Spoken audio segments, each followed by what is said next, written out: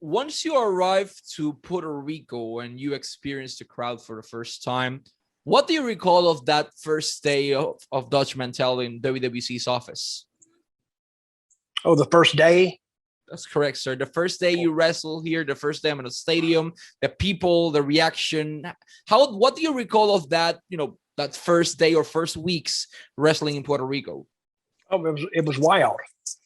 The first day was, of course, the January the 6th, the Three Kings holiday show, which traditionally, and even in the States, Christmas Day shows and New Year's Day shows always they did well because people were off work.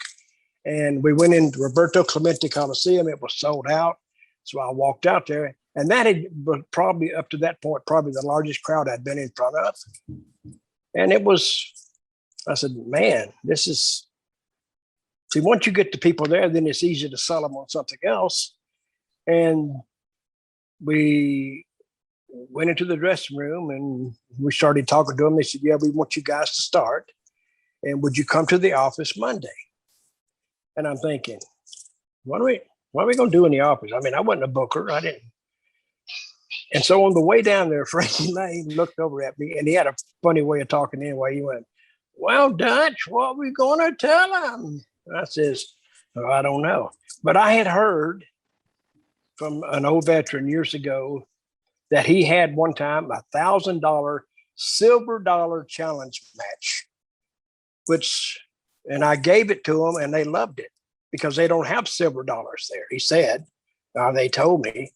So they got to wherever they got silver dollars, they got them. And it was in a big fishbowl. And I guess it sat out there on the desk. And we did that for about 5 or 6 weeks. And then we did the big angle with Carlos and Jose, what was his last name?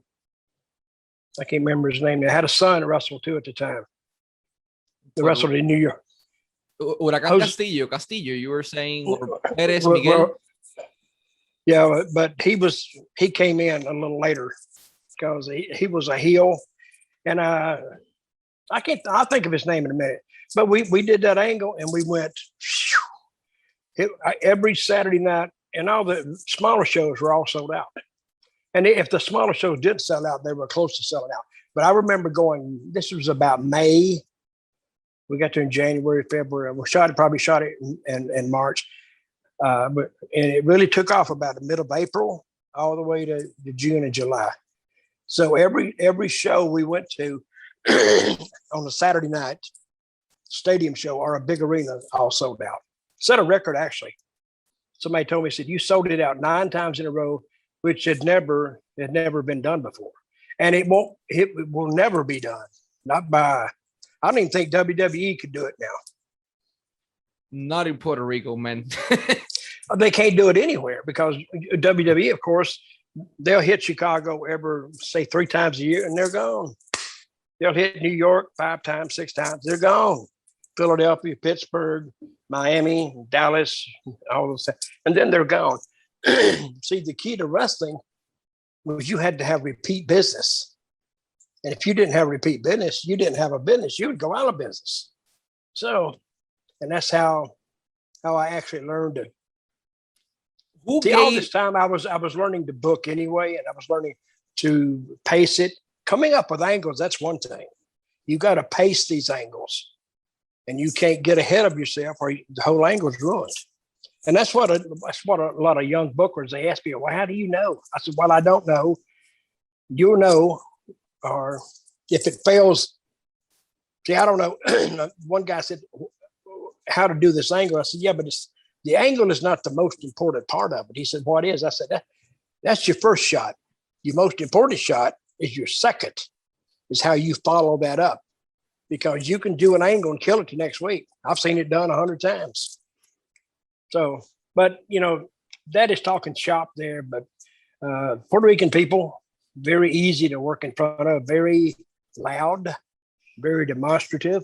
See, one time I thought I was such a great wrestler. I was walking down the street, East Liberty or someplace, and people were, hollering things. I thought it was because of my actual great wrestling ability, till I found out what they were saying. And then I found out, no, they really hated me.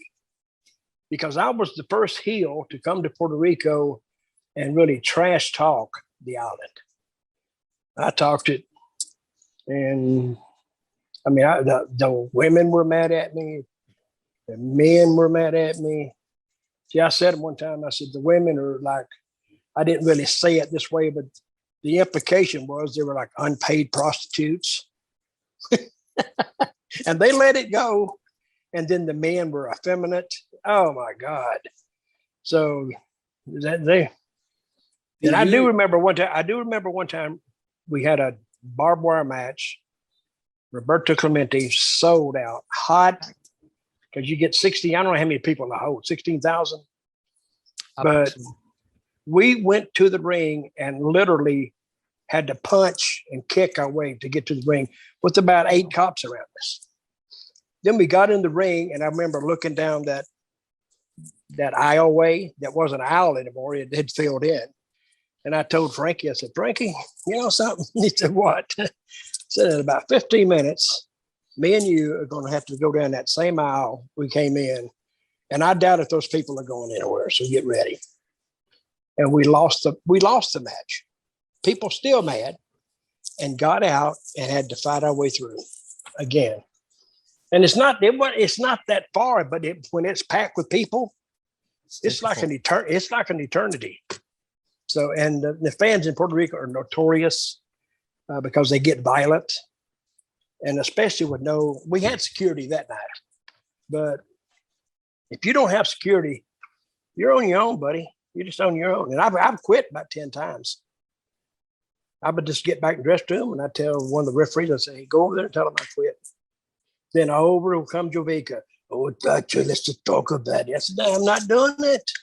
I said, I'm going to get killed down here, man. All it takes is a knife stuck in me. I said, anyway, but that's, so when people talk about, and young wrestlers talk about getting heat nowadays, they don't know what they're talking about.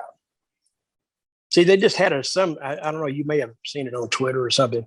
It's called CWG or something. And they had everybody threw stuff into the ring. GCW.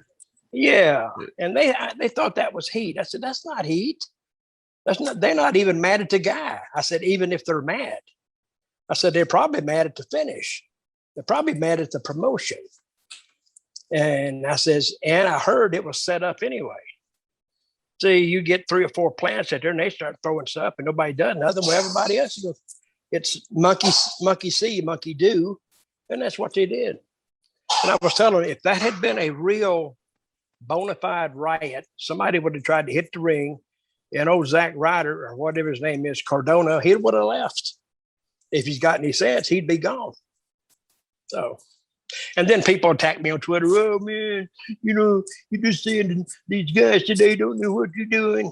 Which is what I said, but I don't know. I try to stay away from Twitter as much as I can.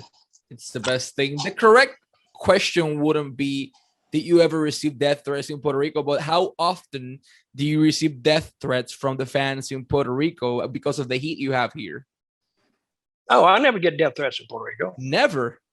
What, now? Back then? No. Yeah, well, they may have issued a death threat, but probably did it in Spanish, so I don't know what they were saying. When they say, I kill you in Spanish, I went, oh, whatever. Yeah. No, I don't think they wanted to kill me. This is the deal about fans. They don't really want to kill the heel. They just want to mess them up. See what I mean? See, if you took the biggest heel in the world and took him in the ring and just beat him right in the middle and he laid there, and the people go, they see it and they go, that's it? They want the heel to get up and be mad and pissed off and mad at the people because that's what they like. But yeah, I never got any death threats that I'm aware of.